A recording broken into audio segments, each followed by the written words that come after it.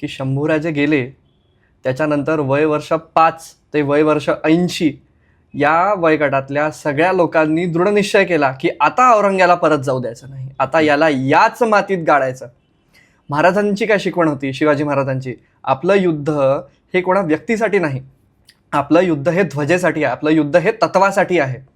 आणि त्यामुळे राजधानी सुद्धा पडली तरी महाराष्ट्र 27 वर्ष लढत राहिला आणि औरंगजेबाला याच मातीत गाडलं आणि त्याच्यानंतर मग मराठा साम्राज्य दिल्लीपर्यंत पोचलं आहे. तर शंभूराजांच्या बलिदानाची ही सर्वात मोठी जाणीव ही लोकांना तेव्हा पण झाली आणि मला असं वाटतं आत्ताच्या समाजाला पण ती गोष्ट कळली पाहिजे की मराठा साम्राज्य जे चढलं की पुढे कोणा गीतकारांनी लिहिलं की कळस चढला मंदिरावरी विक्रम झाला न बा नाहला रक्ताने पेशवा. हे गीत लिहिण्यासाठी जी प्रेरणा आली ती शंभूराजांच्या बलिदानानंतरच आली, शंभूराजांच्या बलिदानामुळेच आली असं मला वाटतं. याच्यावर तुमचा काय विचार? निसंशयपणे. पहिलं तर तुम्ही जे आता गीत ऐकवलं त्याने अचानक रोमांच उभं राहिलं अंगावरती आणि प्रचंड प्रेरणादायी आहे. संभाजी महाराजांना ज्या मानसिकतेतून मारत होते ना ती मानसिकता उघड होती.